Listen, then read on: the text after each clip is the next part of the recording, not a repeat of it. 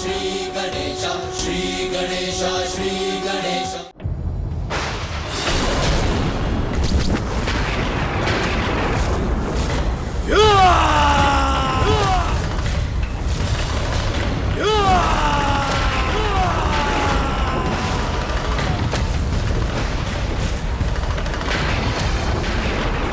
प्रणाम प्रभु, मुझे क्षमा करें।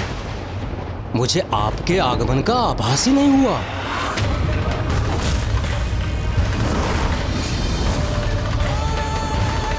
मेरे द्वारा आपको जागृत करने की इतनी चेष्टा के बाद भी आपको मेरा आभास नहीं हुआ, जबकि संपूर्ण ब्रह्मांड को ज्ञात हो गया।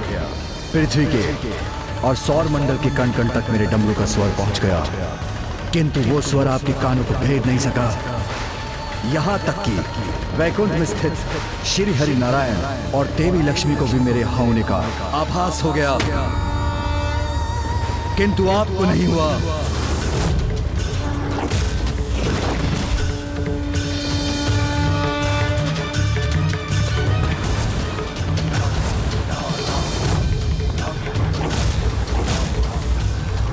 अनुशासन खो चुके देवताओं को भी मेरे यहाँ होने का आभास हो गया और उन्होंने भी मुझे प्रणाम कर मेरा स्वागत किया, किंतु आप स्वयं में ही डूबे रहे।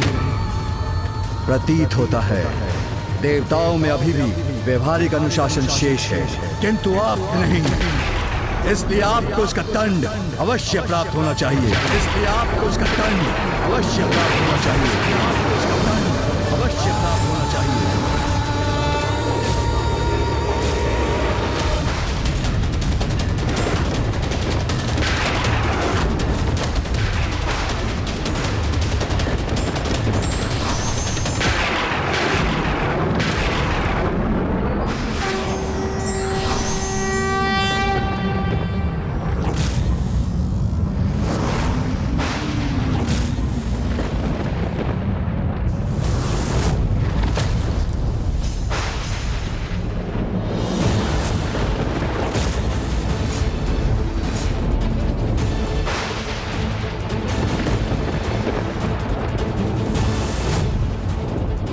मुझे ज्ञात है प्रभु, आपका अभिवादन करने में मुझसे विलंब हुआ, किंतु मुझे आपके आगमन का आभास ही नहीं हुआ प्रभु।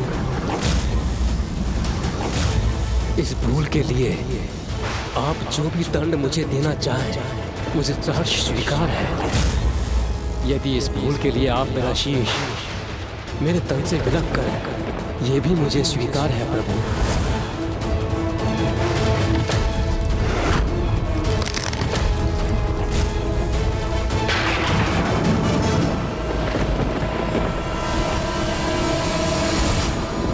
देखिए देवी पार्वती, प्रभु महादेव के क्रोधांश और स्वामी के शीतल अंश एक दूसरे के सम्मुख है।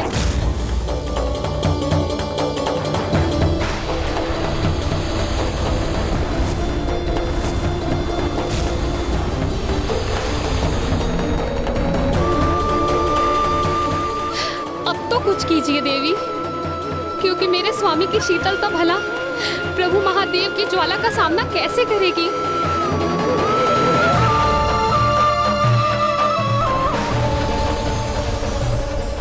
अति किसी की भी वो कभी भी उचित नहीं होती, इसीलिए शीतलता और क्रोध दोनों का ही उनके चरम पर होना सर्वथा अनर्थकारी प्रमाणित होता है, और इन दोनों में संतुलन स्थापित करना अनिवार्य है। और संतुलन तो भ्राता श्री हरि नारायण का ही स्वभाव है, और भ्राता नारायण ही प्रभु महादेव का क्रोध शांत कर सकते हैं। भ्राता नारायण प्रभु महादेव का क्रोध शांत कर सकते हैं।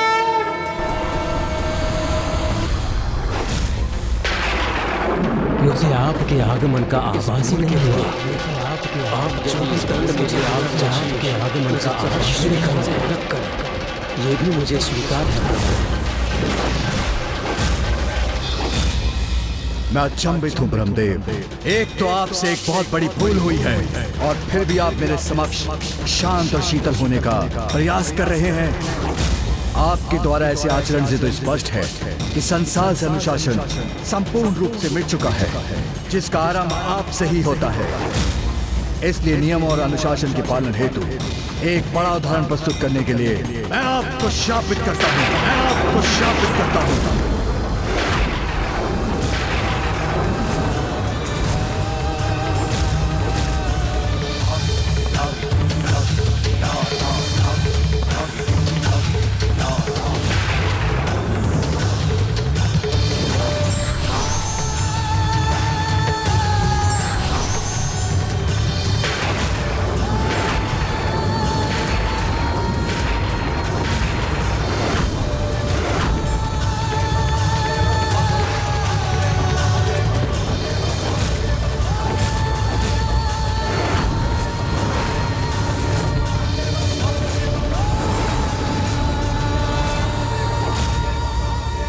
रुकिए महादेव।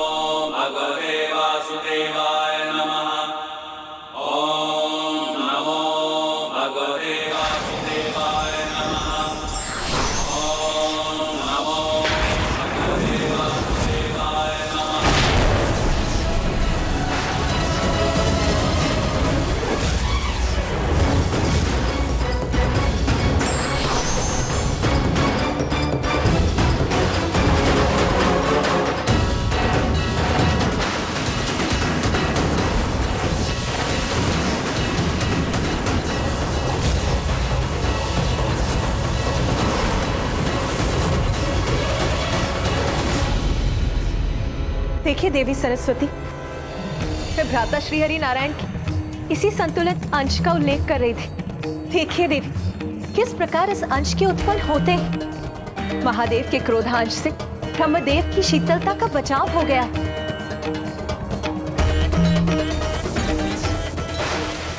और महादेव ने भी अपने क्रोधांश पर नियंत्रण स्थापित करना आरंभ कर दिया है।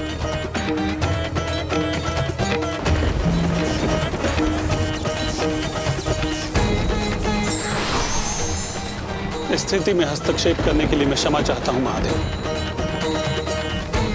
किंतु मैं यहां उपस्थित होने के लिए विवश था ताकि आपको यह आभास करा सकूं कि आप अपने क्रोध के आवेग में ब्रह्मदेव के शीतल और शांत व्यवहार को उनका अहंकार समझ रहे हैं।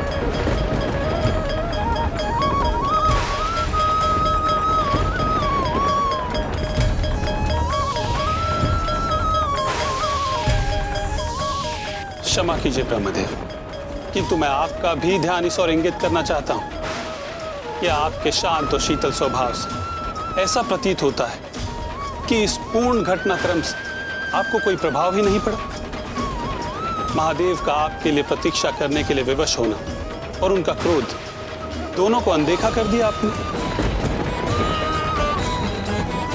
किंतु यही नियत भी था, क्योंकि हमारे अवतारों को माता अनुसुईया के संतान के रूप में अभी प्रकट होना शेष।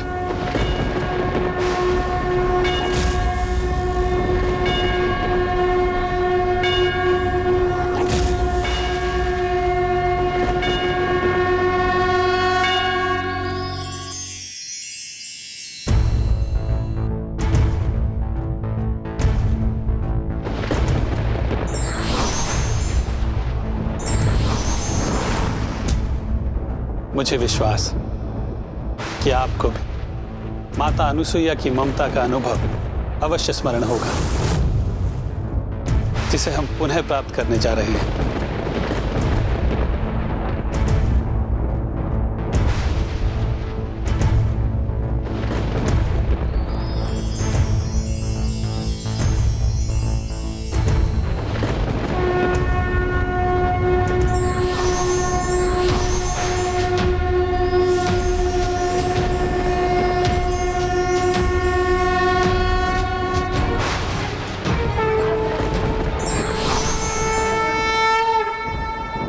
हमारे अंशों को तो उत्पन्न होना ही था।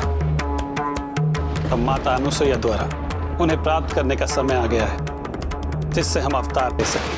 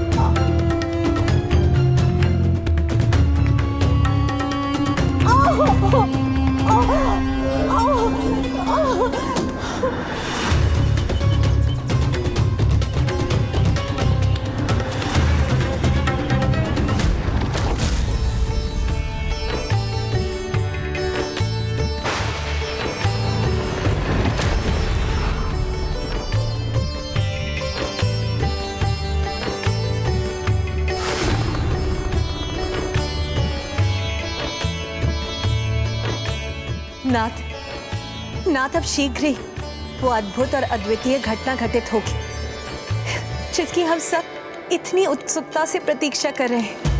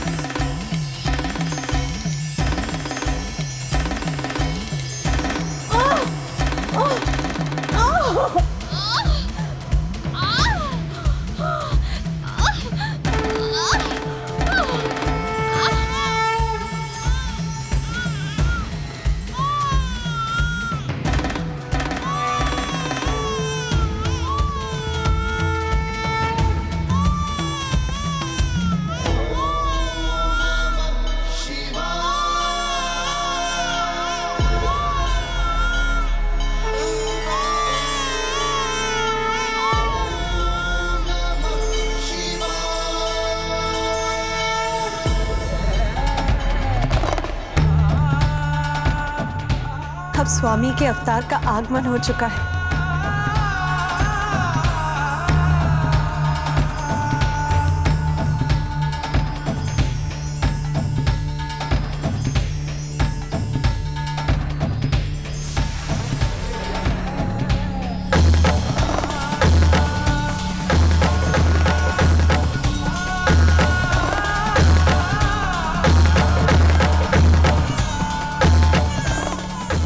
एक और शिशु।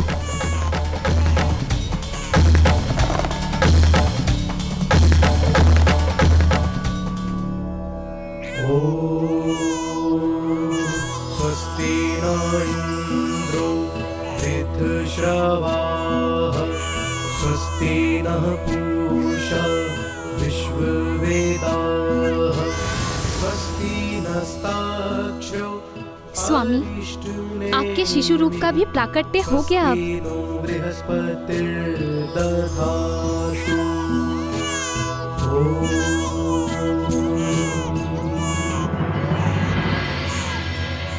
कितना दिव्य और सुंदर स्वरूप है इस शिशु का देवी।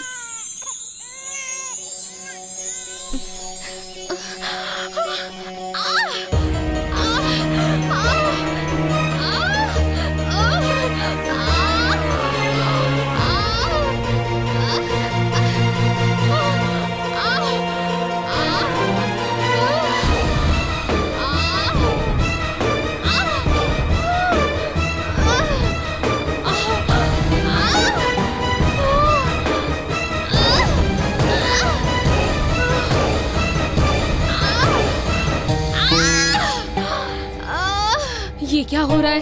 इनके तीसरे शिशु के जन्म में इतना विलंब क्यों हो रहा है? स्वामी, आपके अवतार के जन्म में ऐसी बाधा क्यों उत्पन्न हो रही है?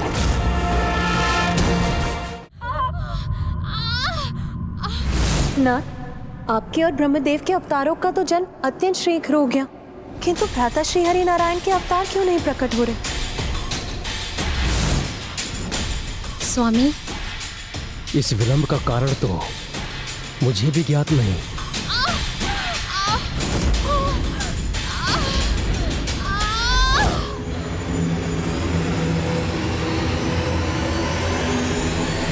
संसार में अकारण कुछ नहीं होता। अवश्य इस विलंब का भी कोई कारण होगा देवी।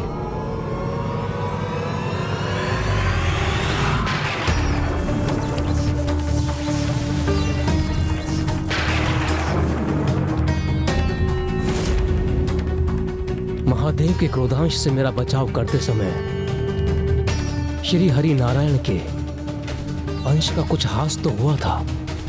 कदाचित यही कारण है इस विलंब के पीछे। मेरी क्रोधाग्नि के कारण ही प्रभु श्री हरि नारायण के संतुलित अंश अपूर्ण रह गए। मुझे उन्हें पूर्णता प्रदान करनी होगी। उन्होंने मेरी ढाल बनकर मेरा बचाव किया, इसके कारण उनके अंश अधूरे ही रह गए। उन्हें पूर्ण करना होगा मुझे।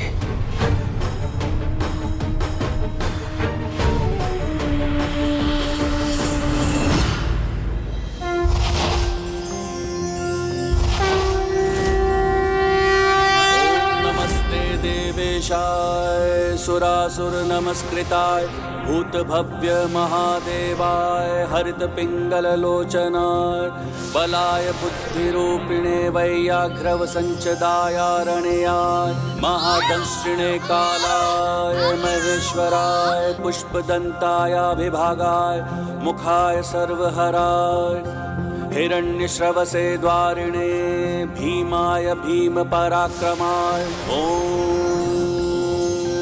नमो नमः।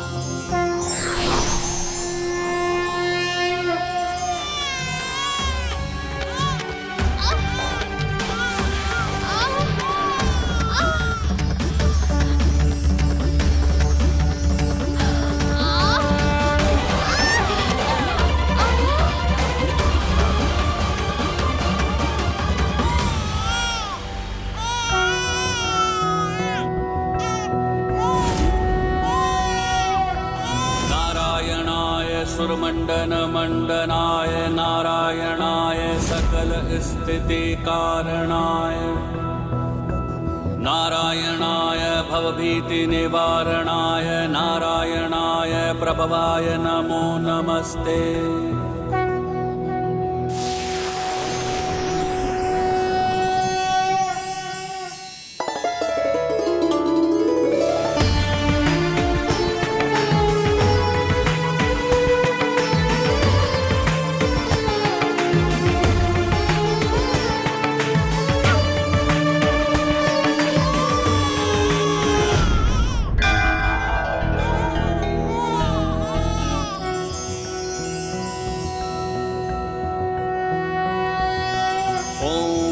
देवासो दिव्येकादशस्त पृथिव्यामध्येकादश। मैं धन्य हुआ, प्रभु की कृपा से मुझे दिव्य और अद्भुत पुत्रों की प्राप्ति हुई है।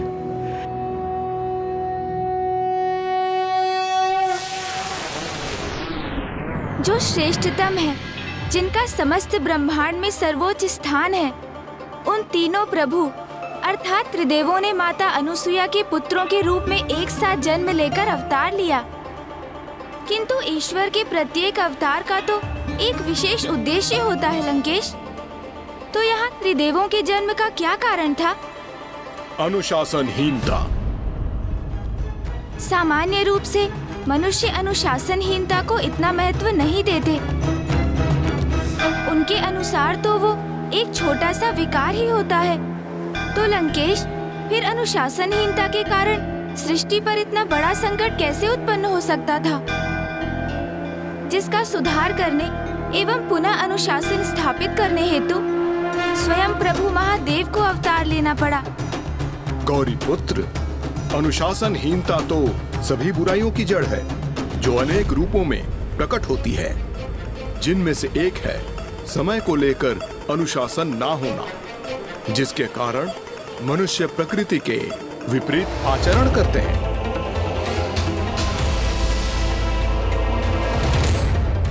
वो दिवस में सुप्त अवस्था में रहते हैं और रात्रि में जागृत होते हैं, जिससे उनके स्वास्थ्य के साथ साथ उनकी बुद्धि पर भी कुप्रभाव होता है।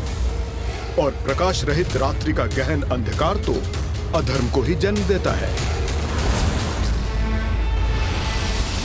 गौरी पुत्र, अब मैं आपको बताऊंगा अनुशासनहीन आचरण के कारण। एक मनुष्य के किसी भी कर्म को करने के 4 मुख्य प्रेरणा स्रोत होते हैं, अर्थात इच्छा, वासना, आशा और तृष्णा। सभी नकारात्मकता की ओर बढ़ते जा रहे थे, जो सर्वथा अनुचित है, जिसके कारण मनुष्य धर्म विरुद्ध व्यवहार करने लगे, जिसका एक बहुत बड़ा उदाहरण है अयोग्य वंशजों द्वारा अपने ही परिवार के वरिष्ठ सदस्यों और योग्य राजाओं का वध कर उनके सिंहासन पर स्थित होना।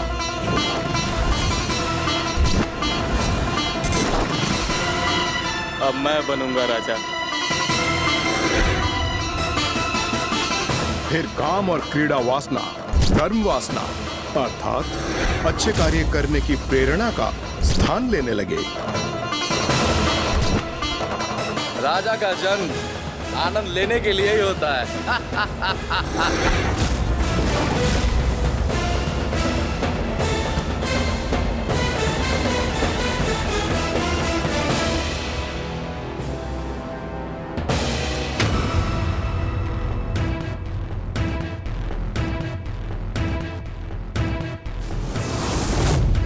कठिन श्रम से उत्पन्न आशा का स्थान एक भ्रामक आशा के भाव ने ले लिया, जिसके अनुसार मनुष्यों के मन में यह मान्यता स्थापित हो गई कि कर्म किए बिना ही उन्हें फल प्राप्त हो जाएगा, जिसके कारण संसार में आलस्य बढ़ने लगा। मुझे मेहनत करने की क्या आवश्यकता है? मेरी भूमि पर तो अच्छी फसल स्वयं ही उत्पन्न होगी।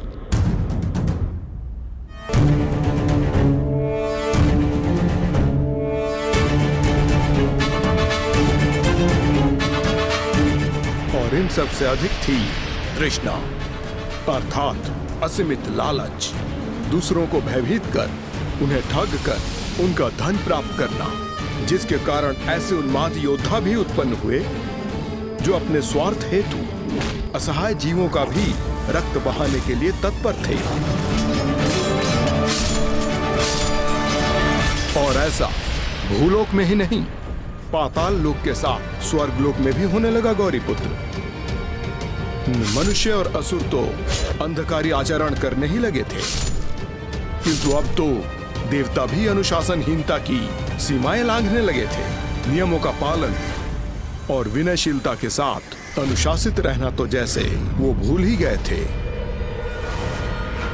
वायुदेव ने वायु को अपनी इच्छा अनुसार प्रवाहित होने के लिए स्वतंत्र कर दिया था।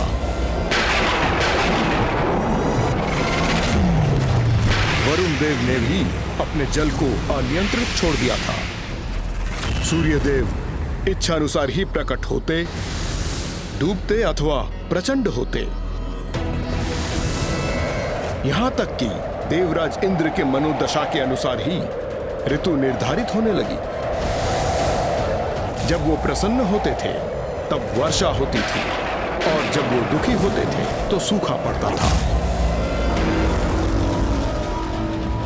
प्रभु, हमारी रक्षा कीजिए। प्रभु, हमारी सहायता कीजिए। वो और उनके सहयोगी देवता समय, नियमों और अपने दायित्वों का अनुशासन भूलकर मदिरापान और स्वर्ग के अप्सराओं के नृत्य के आनंद में डूबे रहने लगे।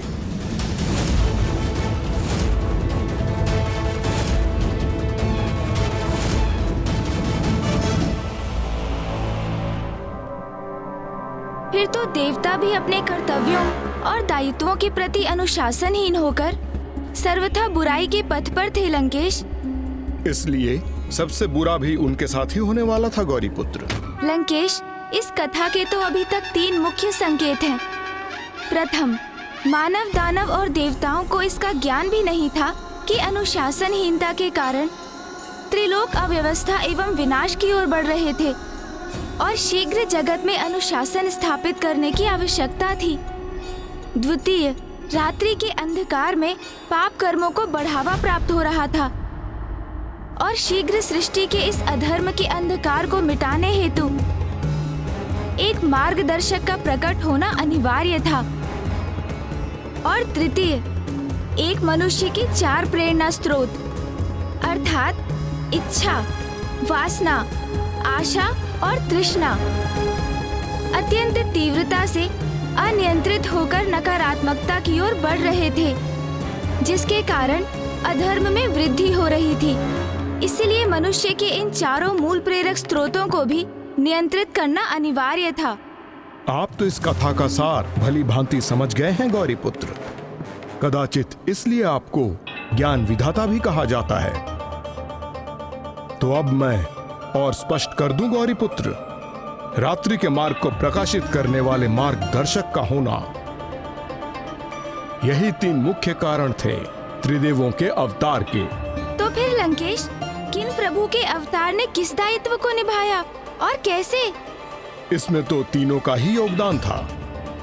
प्रथम समस्या का समाधान तो श्री हरि नारायण के अवतार ने किया, जिनमें प्रभु शिव शंकर शंभु और पितामह ब्रह्मदेव की आंशिक शक्तियां भी समाहित थी।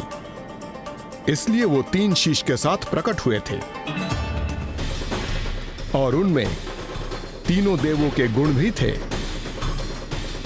तब तो वो अवश्य प्रभु दत्तात्रेय ही रहे होंगे। प्रभु दत्तात्रेय तो योग गुरु होने के साथ गुरुओं के भी गुरु थे। जिन्होंने स्वयं ही समस्त शिक्षा और ज्ञान प्राप्त किए।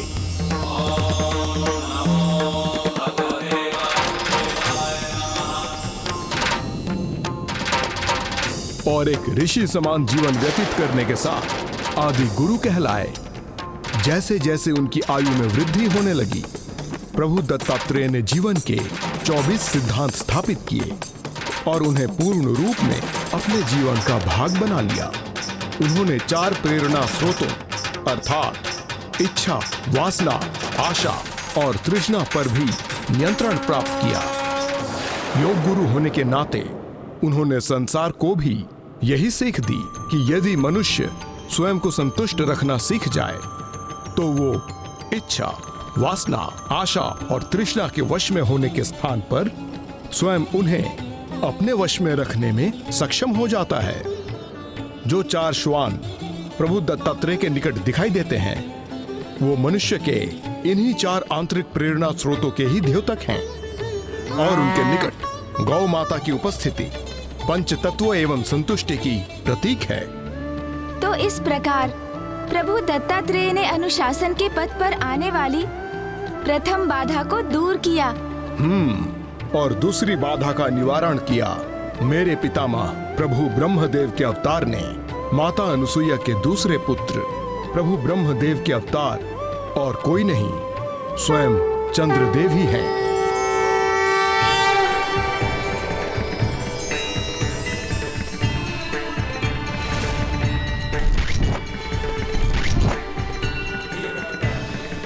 अर्थात रात्रि काल में प्रकाशित रहकर प्रभु ब्रह्मदेव ने चंद्र के रूप में रात्रि काल में होने वाले पापों को रोकने हेतु मानवता को रात्रि प्रकाश रूपी मार्गदर्शन प्रदान करना आरंभ किया। अनुशासन विहीनता से उत्पन्न अशुद्धताओं को चंद्र और प्रभु दत्तात्रेय ने दूर किया, किंतु अभी भी वास्तविक समस्या तो शेष ही थी और उसे दूर करना प्रभु शिव शंकर शंभू के अवतार का दायित्व था, जिन्होंने दंड देकर मनुष्य में नियमों की अवहेलना करने की प्रवृत्ति को सुधारना आरंभ कर दिया। और उनकी इस कठोरता के कारण उन्हें ऋषि दुर्वासा के नाम से सभी जानने लगे। ऋषि दुर्वासा के नाम से सभी जानने लगे।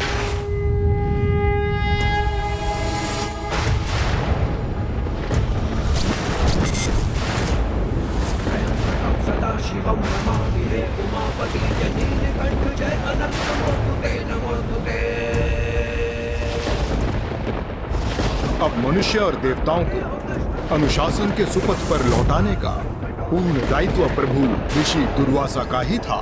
मुझे शीघ्र बताने की कृपा करें लंकेश कि प्रभु ऋषि दुर्वासा देवताओं को सुपथ पर कैसे लेकर आए और उन्होंने जगत में अनुशासन कैसे स्थापित किया।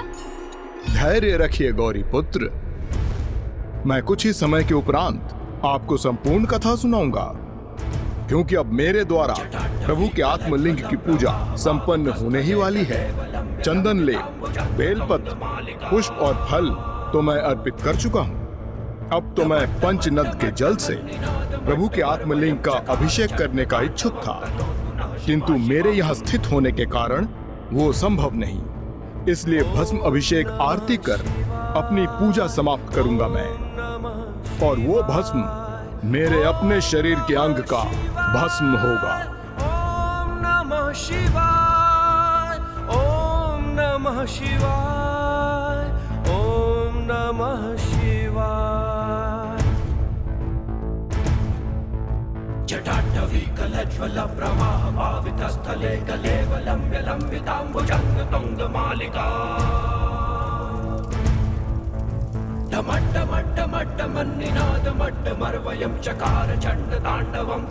अद्भुत!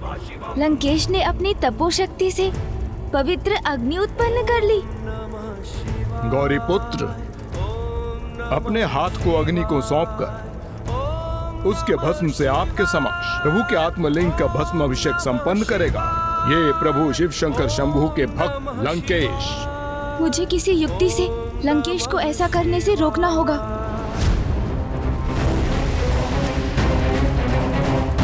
अब तो मैं पंचनद के जल से प्रभु के आत्मलिंग का अभिषेक करने का इच्छुक था, किंतु मेरे यहाँ स्थित होने के कारण वो संभव नहीं। संभव है।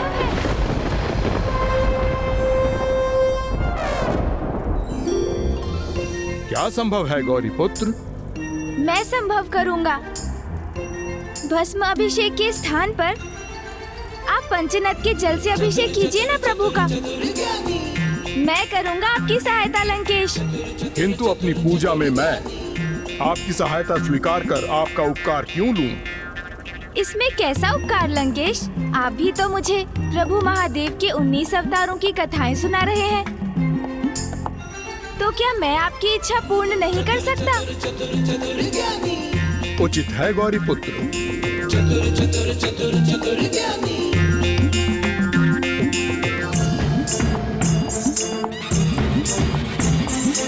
ओम गंगे नमः, ओम सरस्वते नमः, ओम यमुनाय नमः, ओम कावेर्याय नमः, ओम नर्मदाय नमः।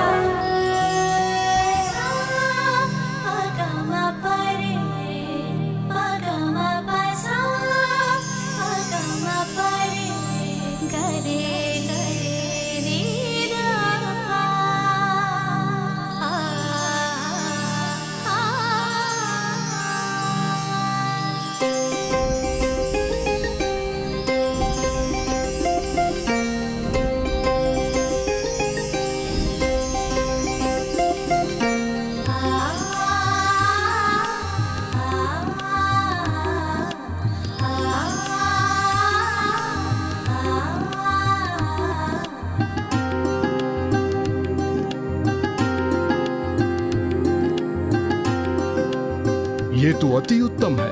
गौरी पुत्र ने 5 नदियों को यहाँ मेरी पूजा हेतु उपस्थित कर दिया। प्रणाम पंचनद माताओं। कल्याण हो पार्वती नंदन गणेश।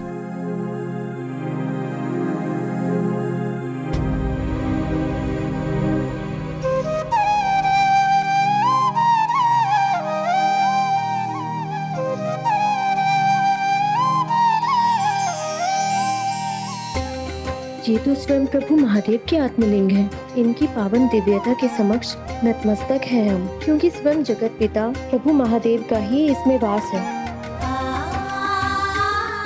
प्रणाम प्रभु।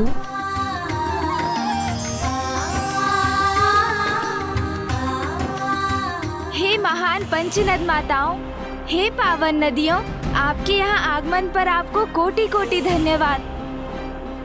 माताओं, लंकेश रावण यहाँ मुझे प्रभु महादेव के अवतारों की कथा सुनाते हुए प्रभु के आत्मलिंग की पूजा संपन्न करने जा रहे हैं। और शीघ्र जब वो आपके अर्थात पंचनद जल से प्रभु के अभिषेक के साथ अपनी पूजा समाप्त करेंगे, तो उनके मुख से ऋषि दुर्वासा अवतार की कथा सुनने का सौभाग्य प्राप्त होगा। ऋषि दुर्वासा? इसलिए प्रभु के आत्मलिंग का पंचनद अभिषेक करने में हमारी सहायता कीजिए। गौरी पुत्र, आप तो ये ज्ञात करना चाहते थे ना कि प्रभु ऋषि दुर्वासा ने सृष्टि में पुनः अनुशासन स्थापित करना कैसे आरंभ किया। तो देवी गंगा से अधिक उत्तम इसे विस्तार से और कौन बता सकता है भला, क्योंकि वो तो उनमें से प्रथम थीं जिन्हें ऋषि दुर्वासा ने व्यवहार के अनुशासन का पाठ सिखाया था।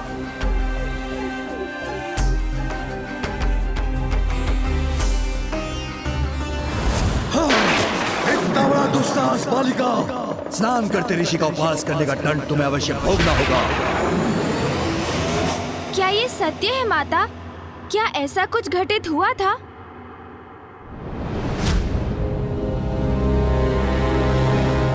बहुत समय पूर्व जब प्रभु ब्रह्मदेव ने श्री हरि नारायण के अवतार प्रभु वामन के चरण धोए थे, तब ब्रह्मदेव ने उस जल को अपने कमंडल में रख लिया था।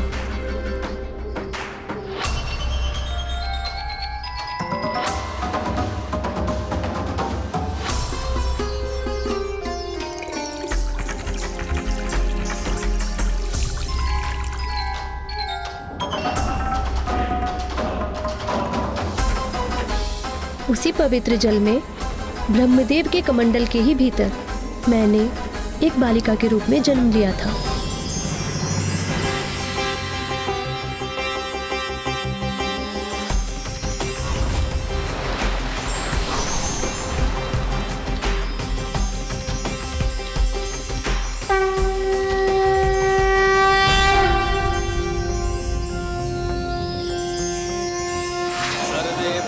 सुखिनः सर्वे सन्तु निरामया सर्वे भद्राणि पश्यन्तु मा कश्चित् दुःखभाग् भवेत्। ॐ ध्रौ शान्तिरन्तरिक्षं शान्तिः पृथ्वी शान्तिरापः शान्तिरोषधयः शान्तिः। ॐ शान्ति। प्रणाम प्रभु। कल्याण हो देवी गंगा। फिर उसी नन्ही बालिका के रूप में प्रभु ब्रह्मदेव ने अपनी पुत्री के समान ब्रह्मलोक में ही मेरा पालन पोषण किया। किंतु एक दिवस जब मैं क्रीड़ा करते करते एक तितली का पीछा कर रही थी तो ब्रह्मलोक के सरोवर के तट पर पहुंच गई, जहां ऋषि दुर्वासा स्नान कर रहे थे।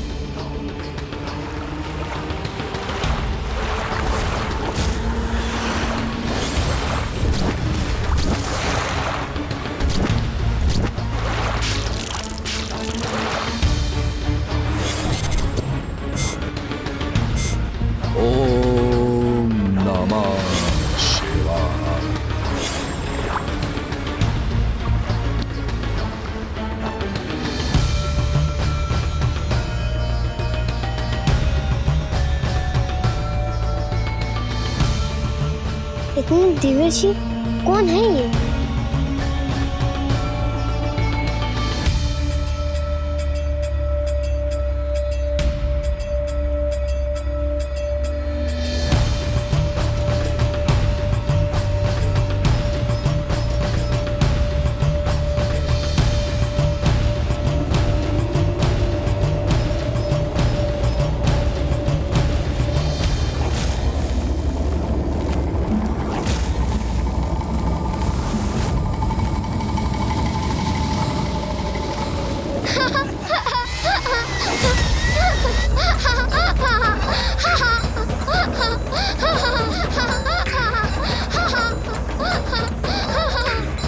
किसके हंसने का स्वर है?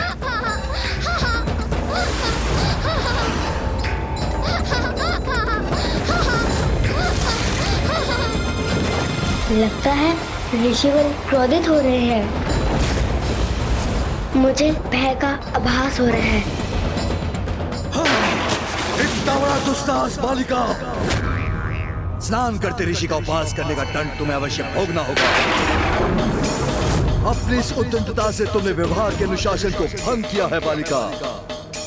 ब्रह्मलोक में पालन पोषण होने के उपरांत भी तुम्हें इतना ज्ञात नहीं कि किसी को स्नान करते हुए नहीं देखना चाहिए और न ही किसी को असुविधा की अवस्था में देखकर हंसना चाहिए। यह शिष्टाचार के विरुद्ध है, जो व्यवहार के अनुशासन का प्रथम एवं महत्वपूर्ण भाग है। हे ऋषिवर, मुझसे बहुत गलत त्रुटि हुई है, मुझे क्षमा कर दीजिए। नहीं, क्षमा कर देने से नहीं, अपितु दंड देने से सीख प्राप्त होती है। त्रुटि सुधरती है। इसलिए दंड के स्वरूप में तुम्हें श्राप देता हूँ कि तुम शीघ्र ही पृथ्वी पर नदी के रूप में प्रसारित होगी। वो नदी जिसमें सारे मनुष्य अपने पापों से मुक्त होने के लिए स्नान करेंगे। इस प्रकार तुम्हें अपने पाप का दंड प्राप्त होगा।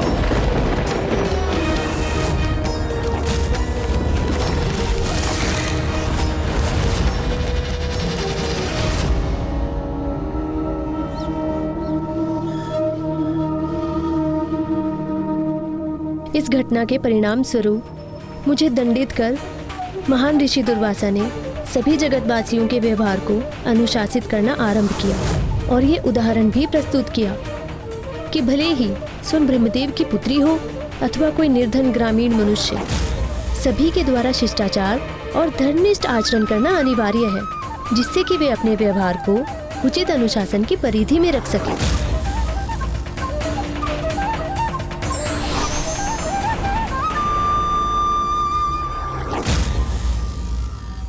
प्रभु ऋषि दुर्वासा ने इस घटना से मात्र शिष्टाचार की ही सीख नहीं दी, अपितु उन्होंने तो माता गंगा को संसार की सर्वाधिक पवित्र नदी के रूप में स्थापित कर जगत को अपने पाप धोकर स्वयं को सुपथ पर चलने का मार्ग भी दर्शाया। किंतु मैं तो इस बात से अचंभित हूँ लंकेश कि उन्होंने स्वयं सृष्टि के रचयिता ब्रह्मदेव की पुत्री को दंडित करने के पूर्व एक बार भी विचार नहीं किया। ऐसा क्यों लंकेश, कृपया बताइए। गौरी पुत्र, प्रभु ऋषि दुर्वासा के लिए किसी भी संबंध से उच्च स्थान तो अनुशासन के पालन का ही था। देवी गंगा का तो उनसे कोई व्यक्तिगत संबंध नहीं था। उन्होंने तो अपनी अर्धांगिनी को भी दंडित करने में तनिक भी विचार नहीं किया। उन्हें उनके दोष के लिए मृत्यु दंड दिया ऋषिवर ने। एक दिवस ऋषि दुर्वासा यात्रा के पश्चात क्लांत अवस्था में अपने निवास स्थान पहुंचे और उन्होंने अपनी अर्धांगिनी से विश्राम की इच्छा व्यक्त की, किंतु इसके साथ ही उन्होंने अपनी अर्धांगिनी को यह भी निर्देश दिया कि वे उन्हें ब्रह्म मुहूर्त की बेला में ही जगा दें। किंतु ऋषि दुर्वासा की पत्नी में अनुशासन की कमी आ चुकी थी, जिसके कारण ही स्वामी के पूर्व में दिए गए निर्देश के उपरांत भी उन्हें इसका ध्यान ही नहीं रहा। ब्रह्म मुहूर्त की बेला में कुछ समय के लिए उनके नेत्र अवश्य खुले, किंतु फिर आलस्य के विकार ने उन्हें जड़ कर दिया, जिससे उन्होंने ऋषि दुर्वासा की आज्ञा और उनके निर्देश की अवहेलना की। ब्रह्म मुहूर्त में निद्रा से जागृत कीजिएगा, जिससे मैं नियम अनुसार अपनी पूजा संपन्न कर सकूं।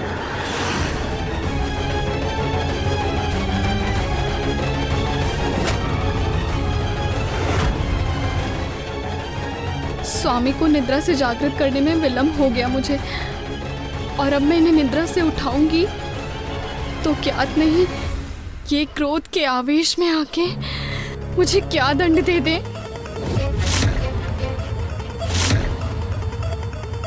और यदि मैंने इन्हें जागृत नहीं किया तो भी इनका दंड देना निश्चित है। ये कैसी दुविधा उत्पन्न हो गई है मेरे लिए। अब मैं क्या करूं?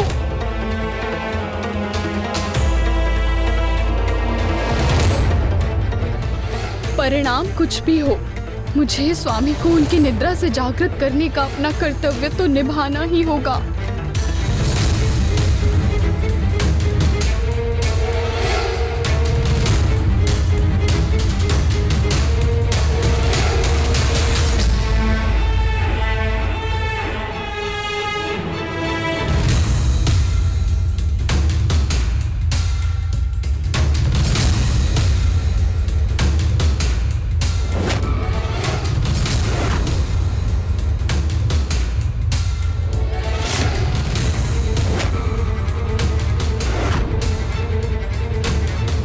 ब्रह्म मुहूर्त में निद्रा से जागृत कीजिएगा।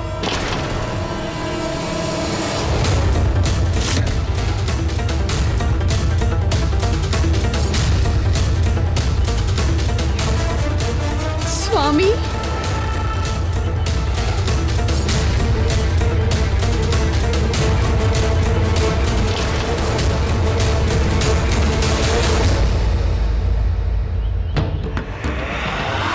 मुझे जागृत होने में इतना विलंब हो गया।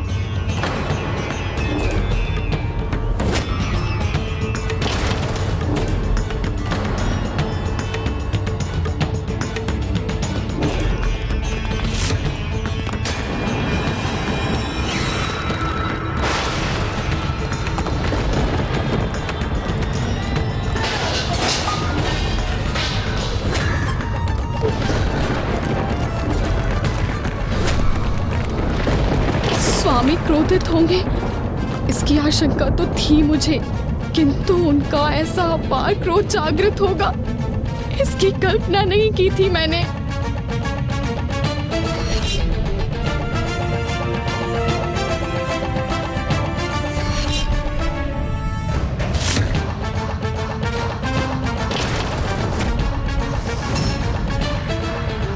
ब्रह्म मुहूर्त में सूर्योदय के पूर्व जागृत होने और मुझे निद्रा से जागृत करने के लिए मैंने आपसे अनुरोध किया था। और अब तो सूर्योदय भी हो चुका है। जिसने सदा ही अनुशासन को सर्वोच्च समझा, जिसने सभी को उस अनुशासन की सीख दी, वो ऋषि दुर्वासा हूं मैं। और मेरी अर्धांगिनी होकर आपने अनुशासनहीनता का दोषपूर्ण आचरण किया और समय के अनुशासन का उल्लंघन किया। मुझे क्षमा कर दीजिए स्वामी, मुझसे भूल हो गई। मुझे ज्ञात नहीं मैं किस प्रभाव में आकर जागृत होकर भी पुनः सुप्तावस्था में चली गई। मुझे क्षमा कीजिए स्वामी। यदि आज हमने अपनी अर्धांगिनी को क्षमा कर दिया तो फिर अनुशासनहीनता के लिए मैं किसी को कैसे दंडित करूंगा? और यदि मैं सभी जनों को उनके दोषपूर्ण व्यवहार के लिए क्षमा करने के लिए विवश हुआ तो मैं अनुशासन स्थापित कैसे करूंगा? इसलिए आपको अपने दोष का दंड तो भुगतना ही होगा देवी, और जिसके कारण मुझे भी आपका वियोग सहना होगा, और जिसके कारण मुझे भी आपका वियोग सहना होगा। ये क्या कह रहे हैं स्वामी? मुझे कैसा दंड देने का विचार कर रहे हैं?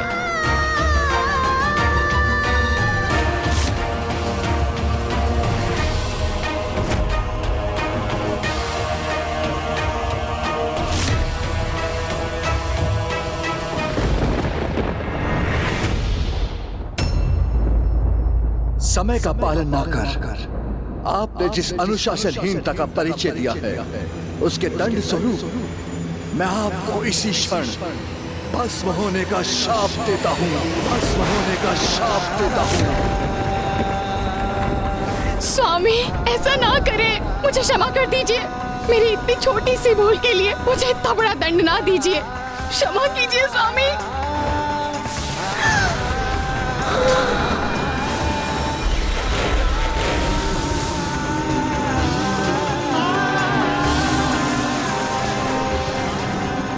सृष्टि में अपने महान दायित्व को निभाने हेतु मैं किसी भी प्रकार का भेदभाव नहीं कर सकता देवी।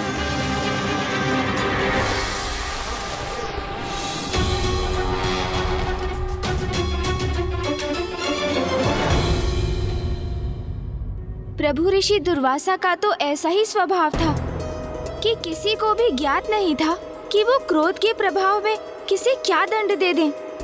किंतु बहुत दुख की बात है कि जगत कल्याण हेतु संसार को समय का अनुशासन सिखाने के लिए ऋषि दुर्वासा को अपने स्वभाव में इतनी कठोरता का परिचय देना पड़ा।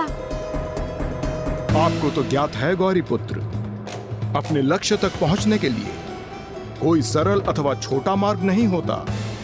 सभी को सफलता की ओर अपने प्रत्येक पग पर सीख प्राप्त करते हुए और संघर्ष के साथ ही आगे बढ़ना होता है। फिर भले ही लक्ष्य प्राप्त करने हेतु कुछ भी क्यों न सहन करना हो। लंकेश, क्या प्रभु ऋषि दुर्वासा भी अपनी अर्धांगिनी के वियोग के अतिरिक्त किसी और कष्ट को भी सहने पर विवश हुए थे? हाँ गौरी पुत्र, ऋषि दुर्वासा के ससुर को जब अपनी ही पुत्री के भस्म हो जाने के बारे में ज्ञात हुआ तो ऋषि दुर्वासा के लिए उनके क्रोध का कोप और कटु वचन अनायास ही फूट पड़े।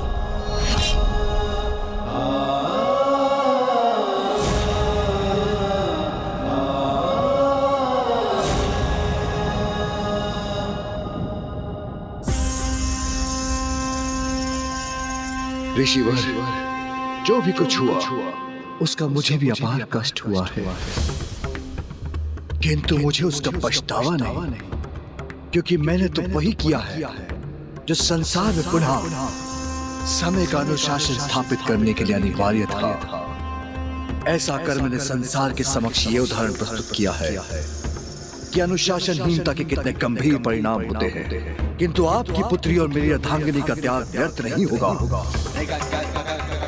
मैं यहाँ भस्म हुई अपनी निष्ठावान अर्धांगिनी को वरदान देता हूँ कि वो कदली फल में परिवर्तित होंगी।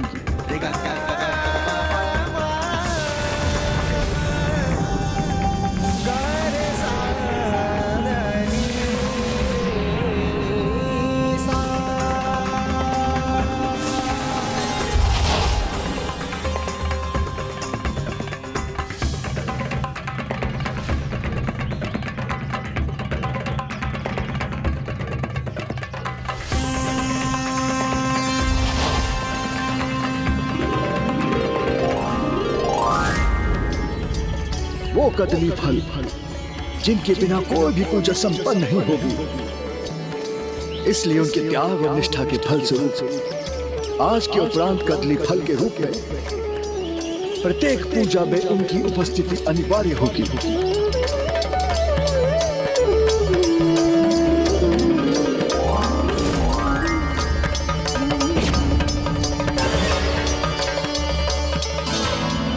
इस प्रकार ऋषि दुर्वासा ने समस्त संसार को ये बताया कि दिव्य पुरुषों के क्रोध में भी कोई ना कोई जगत कल्याण अवश्य ही छिपा रहता है। और उनके इस क्रोध से प्रकट होने वाले उत्तम परिणामों के साथ उसका सर्वाधिक अनिष्टकारी प्रभाव भी प्रकट होने वाला था। और इसका आरंभ तो स्वयं प्रभु शिव शंकर शंभु द्वारा प्रभु ऋषि दुर्वासा को दिए जाने वाले उपहार से हुआ था। जय शिव शंकर शंभु।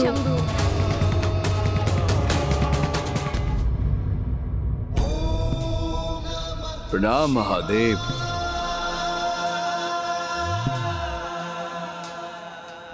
आपने अपने जन्म से ही संसार में अनुशासन स्थापित करने हेतु परिश्रम किया।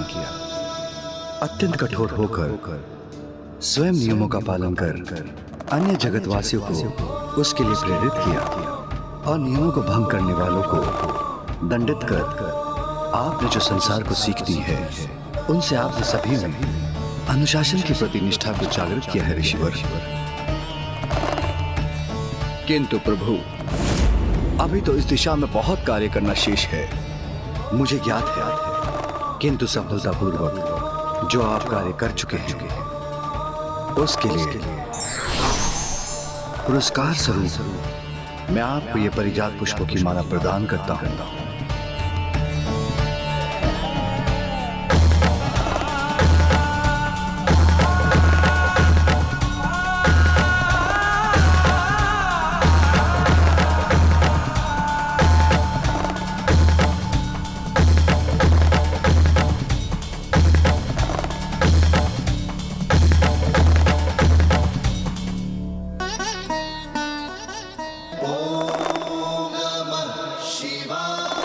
मुझे ये महान उपहार प्रदान करने के लिए आपको कोटि कोटि धन्यवाद प्रभु।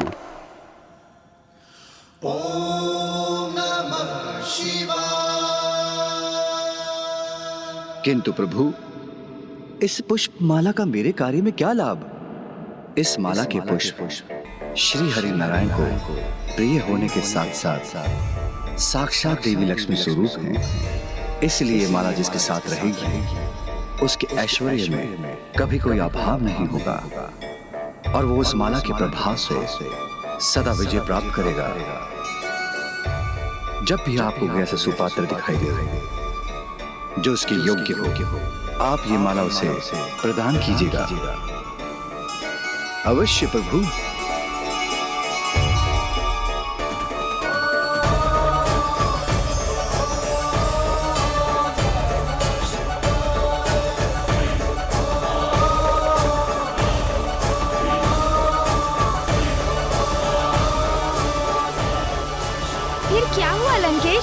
क्या ऋषि दुर्वासा को कोई सुपात्र दिखाई दिया जो उनके अनुसार उस दिव्य माला के योग्य हो?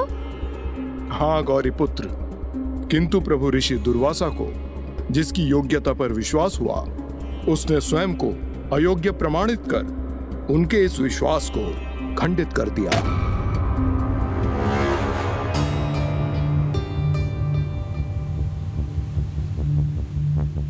देवताओं में श्रेष्ठतम देवराज इंद्र हैं, उनके अत्यंत महत्वपूर्ण दायित्व है। इसलिए महादेव द्वारा प्रदान की गई पुष्प माला की सर्वाधिक आवश्यकता भी उन्हें है। अवश्य ऐसी दिव्य माला को प्राप्त कर वो अति आनंदित होंगे।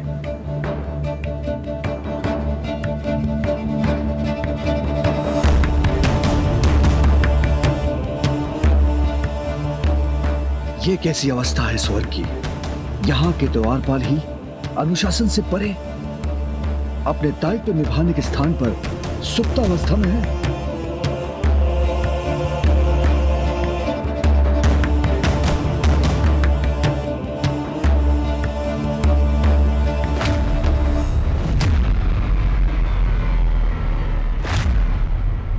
और स्वर्ग के भीतर भी सभी प्रकार की अव्यवस्था ही दिखाई दे रही है मुझे।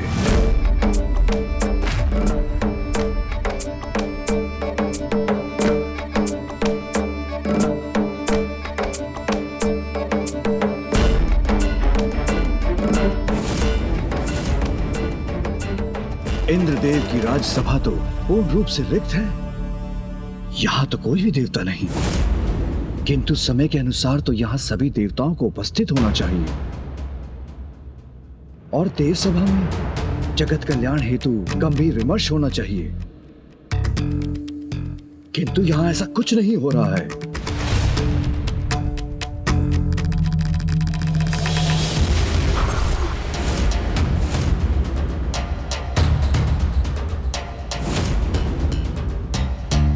गौरी पुत्र, स्वर्ग लोक की अनुशासनहीनता की दशा देख ऋषि दुर्वासा भयंकर कुपित तो थे ही, इसी मध्य लौटते समय मार्ग में उनकी भेंट देवराज इंद्र से भी हो गई।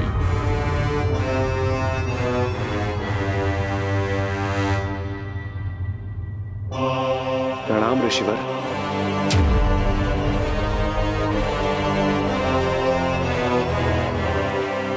ऋषिवर आप यहाँ? हाँ देवराज इंद्र, मैं आपको यह दिव्य माला भेंट देने के विचार से ही आया था और स्वर्गलोक की दशा देखकर मुझे पूर्ण विश्वास हो गया है कि वास्तव में आपको इसकी अत्यंत आवश्यकता है।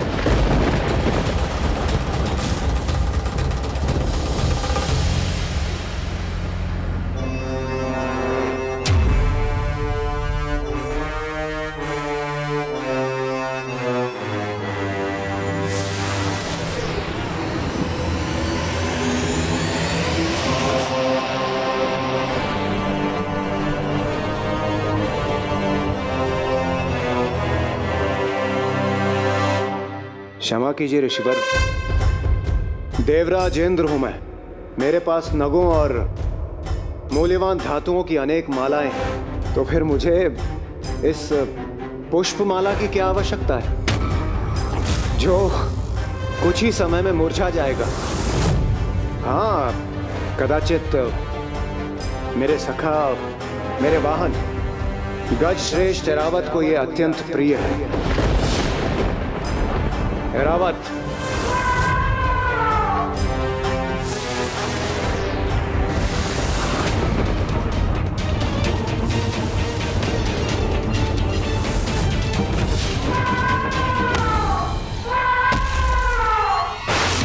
मुझे अत्यंत खेद है ऋषिवर, किंतु प्रतीत होता है मेरे गजवों के एरावत को भी आपकी भेंट की कोई आवश्यकता नहीं। इसे तो ये माला तनिक भी नहीं भा रही।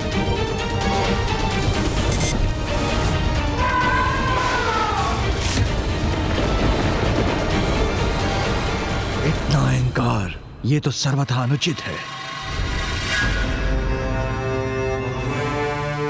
ऋषिवर, स्वर्ग में आगमन हेतु आपको अनेकों धन्यवाद, किंतु मुझे इस समय प्रस्थान करना होगा। स्वर्गलोक की रंगशाला में अन्य देवता मेरी प्रतीक्षा कर रहे हैं। ऋषिवर, मुझे अविलंब स्वर्गलोक की रंगशाला की ओर बढ़ने की अनुमति दीजिए।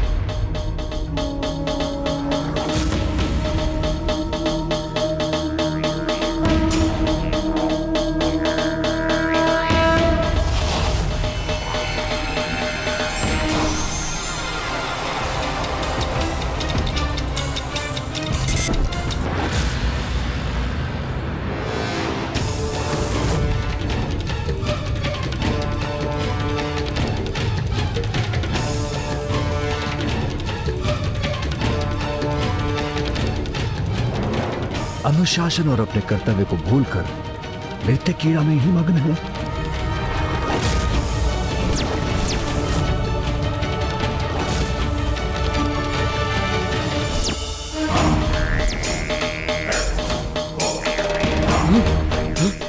ये क्या? हमारे इतने प्रयासों के उपरांत भी हम हवन कुंड में अग्नि प्रज्वलित क्यों नहीं कर पा रहे हैं? ऋषि मुनि तपस्या कर अग्निदेव का आह्वान कर रहे हैं और अग्निदेव उनके आह्वान को अनसुना कर रहे हैं, तो फिर सृष्टि में यज्ञ आदि कैसे संपन्न होंगे?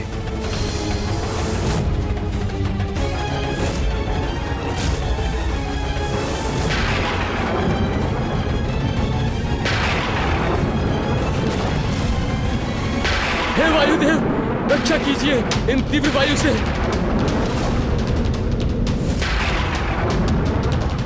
वायुदेव भी अपने समस्त दायित्व भूलकर यहीं स्थित है।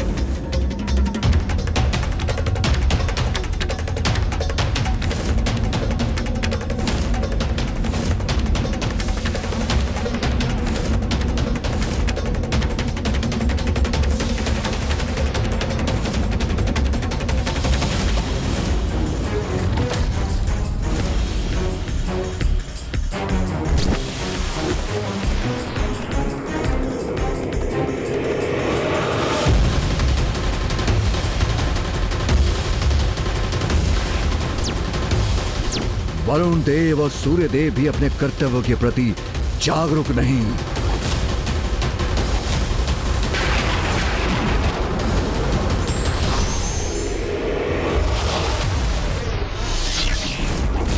ऋषिवर, किस विचार में डूबे हैं आप?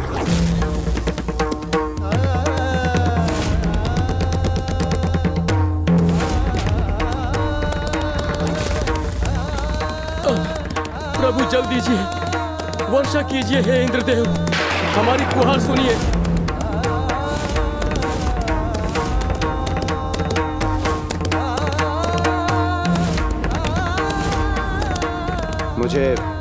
मुझे आज्ञा दे ऋषिवर।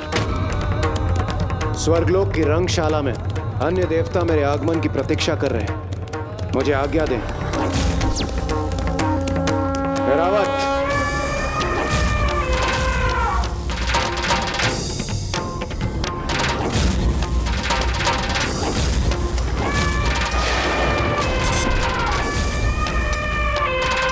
राजेंद्र, हे राजेंद्र,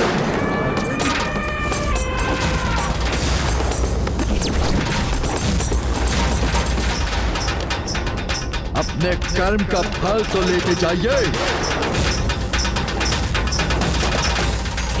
आपने स्नेहपूर्वक दिए गए उपहार का ही अपमान नहीं किया, किंतु स्वयं महादेव द्वारा प्रदान की गई समृद्धि प्रदान करने वाले उस दिव्य माला का तिरस्कार कर उसे नष्ट किया है। और ये कुछ नहीं इंद्रदेव, आपके अहंकार के चरम का ही परिणाम है,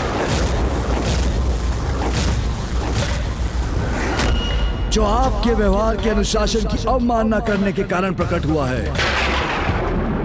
आप सभी देवताओं के व्यवहार का तो क्या, कर्म, धर्म और समय के अनुशासन का उल्लंघन किया है, और आप अभी भी कर रहे हैं। जिस समय जगत कल्याण हेतु आपको तेज सभा में होना चाहिए, उस समय आप क्रीड़ा और आनंद के लिए रंगशाला में उपस्थित हैं। जब जगत के प्रत्येक भाग से पीड़ित मनुष्य देवताओं से सहायता की गुहार लगा रहे हैं, तो यहाँ स्वर्गलोक में आप देवताओं के कानों में मात्र और मात्र अप्सराओं के पायलों की झंकार गूंज रही है।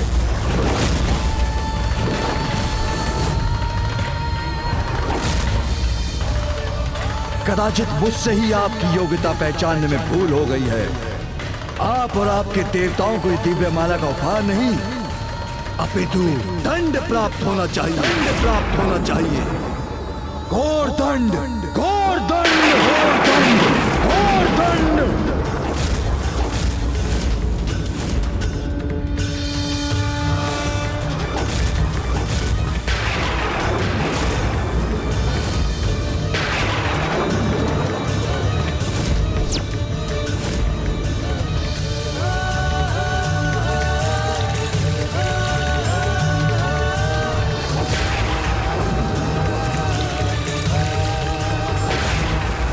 सभी देवताओं को शाप देता हूं कि आप और आपके समस्त देवता और ये स्वर्गलोक इसी समय श्रीहीन हो जाएंगे। अर्थात आप सभी प्रकार के सुख, समृद्धि, धन, तेज और शक्ति से रिक्त हो जाएंगे।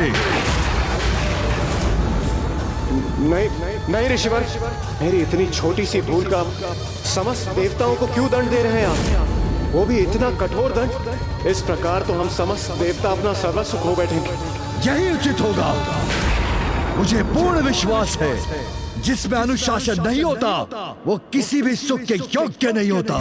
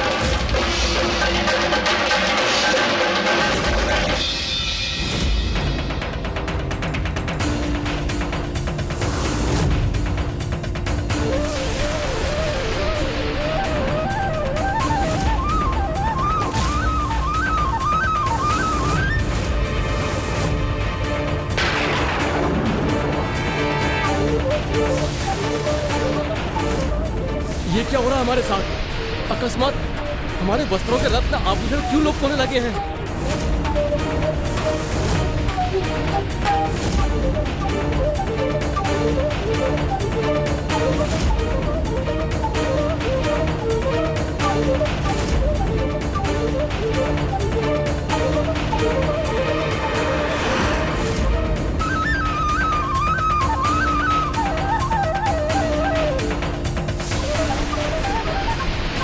देवी लक्ष्मी,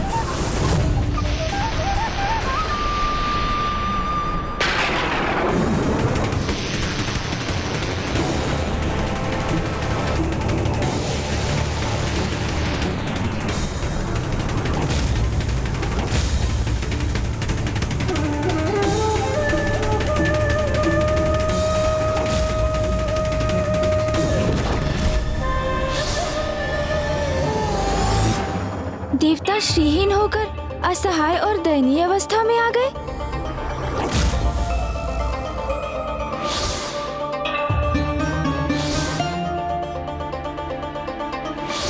वैकुंठ और स्वर्गलोक दोनों ही निस्तेज हो गए।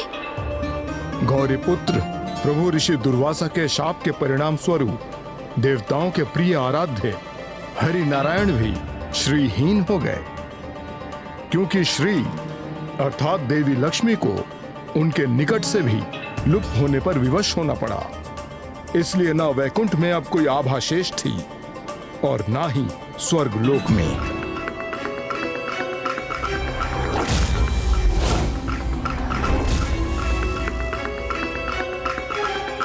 आक्रमण करो, पराजित कर दो निर्बल देवताओं को।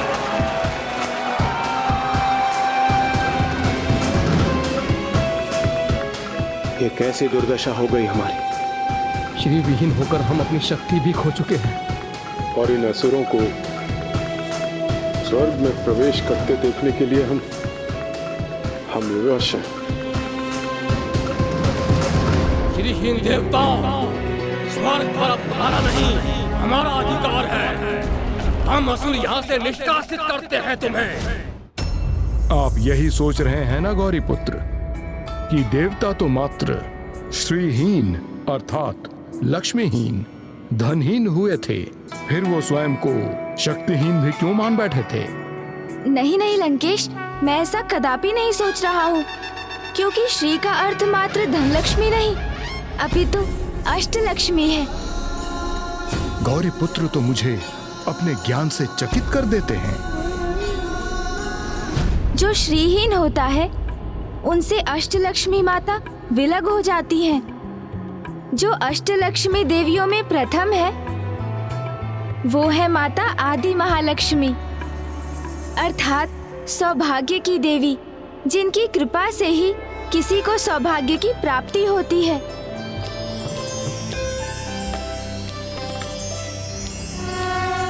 ओम अष्टलक्ष्मे नमः, ओम अष्टलक्ष्मे नमः। इसीलिए श्रीहीन हुए देवता माता अष्टलक्ष्मी का आशीष खोकर सौभाग्य, धान्य, धैर्य, ऐश्वर्य, संतान, विजय, विद्या और धन सभी से वंचित हो गए, जिसके परिणाम स्वरूप वो ना तो असुरों के समक्ष ही टिक सके और ना ही उन्हें स्वयं पर विश्वास रहा।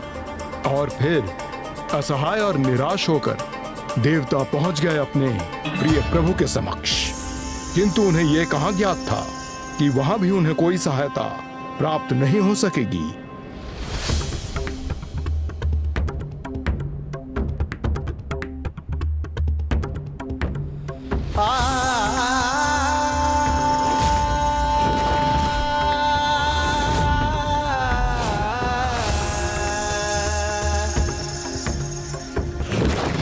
ये क्या, माता लक्ष्मी नहीं है यहाँ? माता लक्ष्मी से रिक्त वैकुंठ भी आधा विहीन हो गया।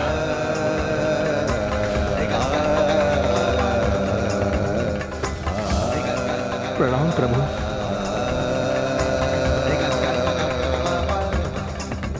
हाँ देवगण, मुझे ज्ञात है कि आप सभी श्रीहीन हुए हैं और उसी कारणवश देवी लक्ष्मी मुझसे विलग हुई। वैकुंठ अपना तेज अपनी दिव्यता खोने पर विवश हो गया। यदि आप सभी मेरे समक्ष यहाँ मुझसे सहायता की आशा लेकर आए हैं, तो मैं आपको स्पष्ट कर दूं कि मैं आपकी सहायता करने में असमर्थ हूं,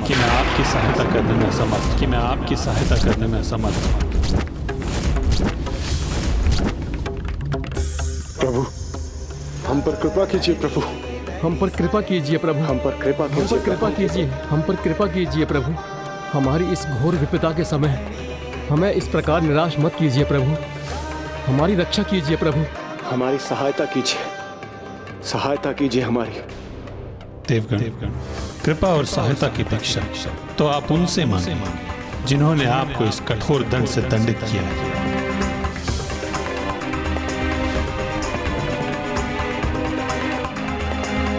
प्रभु, वो प्रयत्न हम कर चुके हैं।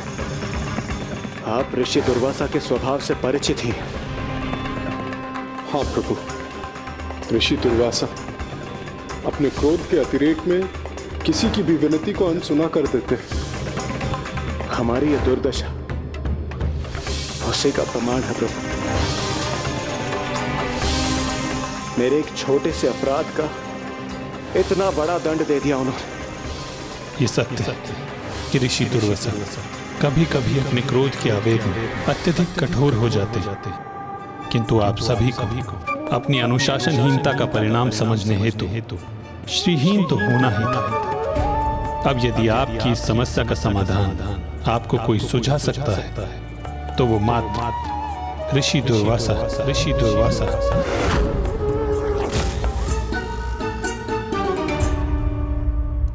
लंकेश, तो क्या देवता पुनः ऋषि दुर्वासा के समक्ष जाने का साहस जुटा सके?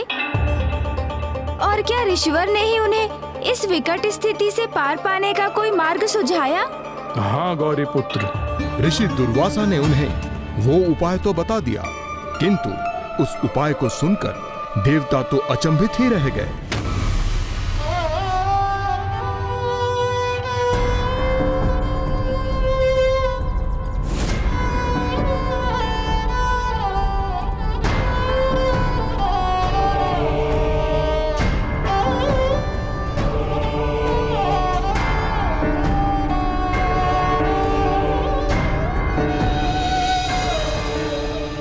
पूर्व की भूलों के लिए हमें ऋषिवर से क्षमा याचना कर उनसे हमें विपदा से बाहर आने का उपाय सुझाने के लिए अनुरोध करना चाहिए।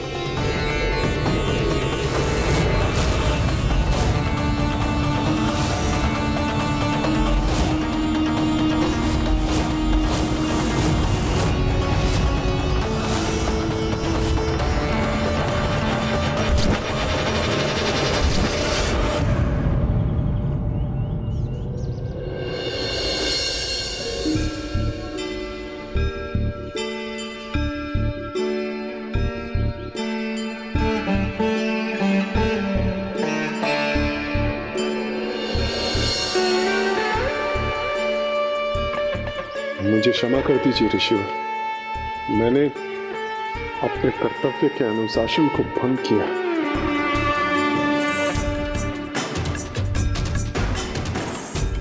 मुझसे भी बहुत बड़ी भूल हुई है ऋषिवर। मैं अपने कर्म के अनुशासन से भटक गया था। कृपा कर मुझे क्षमा कीजिए। हम सभी अनुशासन के पथ से पृथक हो गए थे ऋषिवर, मुझे क्षमा कर दीजिए ऋषिवर। ऋषिवर, मैंने अपने कर्म और समय के अनुशासन के साथ साथ व्यवहार के अनुशासन का भी मैंने उल्लंघन किया। मुझे क्षमा कर दीजिए ऋषिवर, क्षमा कर दीजिए मुझे।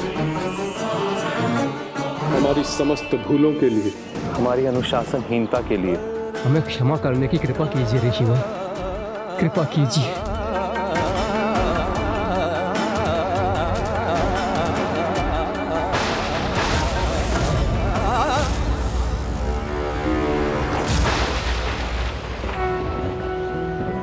सरलता से प्राप्त हुई क्षमा वरदान दोनों का ही महत्व है, अधिकतर शीघ्र ही लुप्त हो जाता है। उनसे प्राप्त हुई सीख शीघ्र ही अपना महत्व खो देती है। इसलिए जिन्हें सहजता से सीख प्राप्त होती है, उनके सुपथ के मार्ग से पुनः भटकने की अधिक संभावना रहती है। ईश्वर, हम अपना सर्वस्व खो चुके हैं। धन, धान, धीरज, साहस, ऐश्वर्य, जिसके भी हम योग्य थे, वो सब कुछ गवा चुके हैं।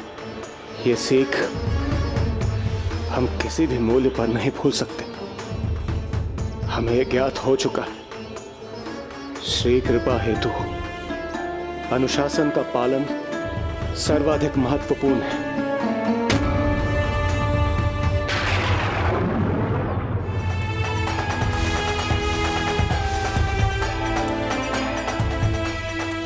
आप सभी अब ये तो अवश्य समझ गए होंगे, अनुशासनहीन होने का परिणाम श्रीहीन होना, जिसमें तनिक भी विलंब नहीं होता।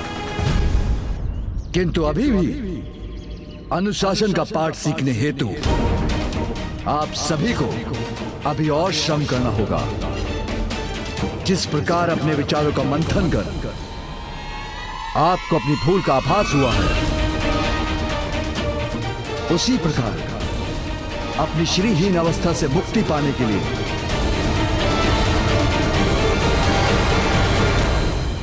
आपको सागर मंथन करना होगा। सागर मंथन करना होगा। आपको सागर मंथन करना होगा।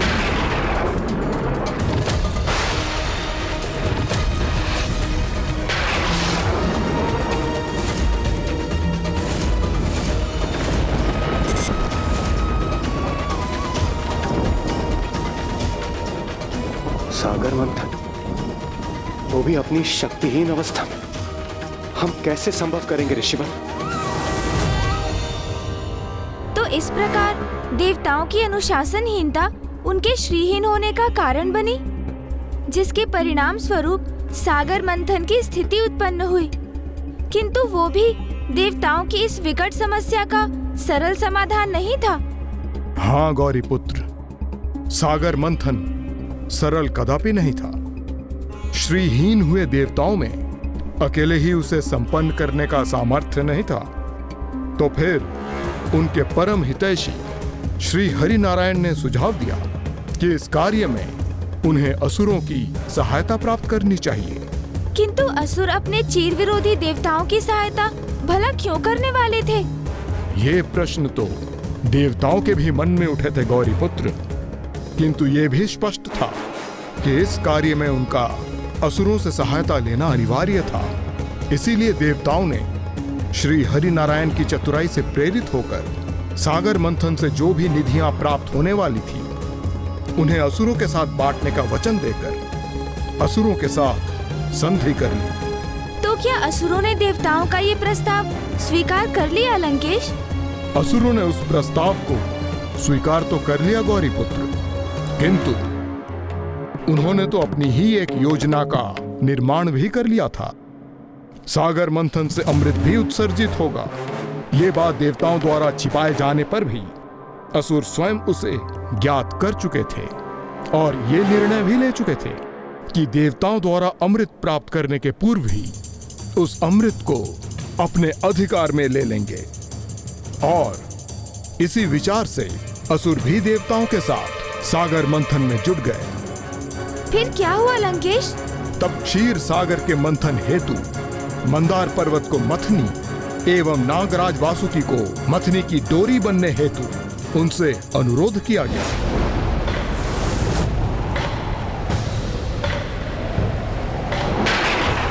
फिर आरंभ हुआ उस अकल्पनीय अद्भुत घटना, अर्थात महान सागर मंथन का, जिसमें देवता और असुर सम्मिलित रूप से भागी बने। असुराज बलि की, असुराज बलि की, असुराज बलि की। हर हर महादेव, जय श्री नारायण। हर हर महादेव, जय जय नारायण।